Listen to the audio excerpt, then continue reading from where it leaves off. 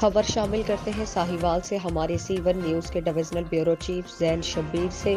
ساہیوال کے مشہور و معروف ادارے perfect Cadet school green town کی جانب سے سالانہ رزلٹ اور تقسیم انعامات کا انعقاد فائن میرج لان میں منعقد کیا گیا۔ اس موقع پر پرفیکٹ کیڈٹ اسکول میں تعلیم حاصل کرنے والے ہزاروں بچوں اور والدین نے شرکت کی۔ اس موقع پر پرفیکٹ کیڈٹ اسکول کے پرنسپل رانا قاسم اور اسکول انتظامیہ کی جانب سے مختلف پروگرامز اور فنی مظاہرے بھی دکھائے گئے۔ تقریب کا آغاز تلاوت قرآن پاک سے کیا گیا اور نعت رسول مقبول کا نذرانہ بھی پیش کیا گیا۔ Principal Perfect Cadet School Rana Qasim نے خطاب کرتے ہوئے کہا کہ نماز دین اور دنیا کی کامیابی ہے۔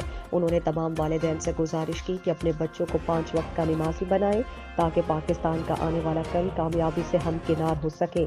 تقریب کے مہمان خصوصی رہنما پاکستان تحریک انصاف شکیل خان نیازی، رانا آفتاب احمد خان اور دیگر سیاسی اور سماجی شخصیات نے شرکت کی۔ اس موقع پر ساہیوال بورڈ کے سالانہ میٹرک رزلٹ میں اول پوزیشن حاصل کرنے والے طلباء اور طالبات میں شیلڈز اور انعامات تقسیم کیے گئے۔